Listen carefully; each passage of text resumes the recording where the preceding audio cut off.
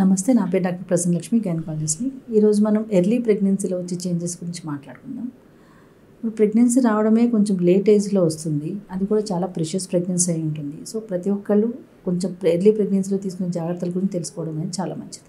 ముందుగా మన సిమ్టమ్స్ ఏముంటాయి అనేది చూద్దాం. ఫస్ట్ ఇనీషియల్గా కొంత వామిటింగ్ సెన్సేషన్ ఉంటుంది అండ్ చాలా ఎక్కువ టైర్డ్నెస్ అనిపించడం, back pain, lower abdominal pain, dysuria అంటే యూరిన్లో మంట అట్లాంటివన్నీ సిమ్టమ్స్ కూడా ఉంటాయి.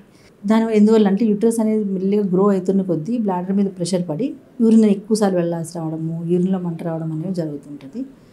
ప్లస్ ఇంకా తీసుకునే జాగ్రత్తల విషయానికి వస్తే మెయిన్ ఫుడ్ ఏం తీసుకోవాలని చాలామంది క్వశ్చన్. దానికోసం ఎందుకంటే నార్మల్ తినే ఫుడ్డే తక్కువ క్వాంటిటీస్లో ఎక్కువ టైం తీసుకోవడం అనేది చాలా మంచిది. Fresh vegetables, fruit juices, coconut water, normal water. Because summer కాబట్టి మజ్జిగ, కొబ్బరి నీళ్ళు, వాటర్ అనేవి చాలా ఇంపార్టెంట్.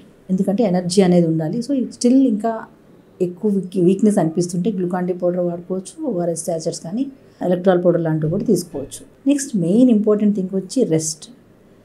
పెల్విక్ రెస్ట్ అనేది చాలా ఇంపార్టెంట్. ఎక్కువ జర్నీస్ చేయడం, long journeys, bike journeys, steps ఎక్కువ ఎక్కడం, ఎక్కువ దిగడం, ఇంకా వెయిట్ లిఫ్టింగ్, సడన్గా బేబీ ఇంతకుముందు ఏమైనా బేబీ ఉంటే వాని పైకి లేపడం కానీ అట్లాంటివన్నీ కొంచెం అవాయిడ్ చేసుకోవడం మంచి. సడన్గా కింద కూర్చోవడం లాంటివి అవాయిడ్ చేసుకోవాలి. ఇంటర్కోర్స్ కూడా కొంచెం 3 months వరకు అవాయిడ్ చేస్తే బెటర్ ఉంటుంది.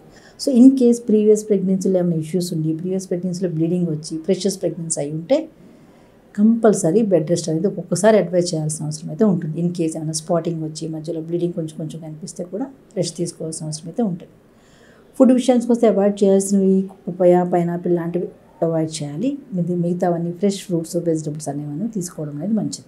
ఇన్ కేస్ జాబ్ చేస్తున్న వాళ్ళైతే లాంగ్ డిస్టెన్స్ ఉంటే కొంచెం రోజులు లీవ్ పెట్టుకుని ఇంకా వర్క్ ఫ్రమ్ హోమ్ లాంటివి అడ్వైజ్ చేసుకోవాలి.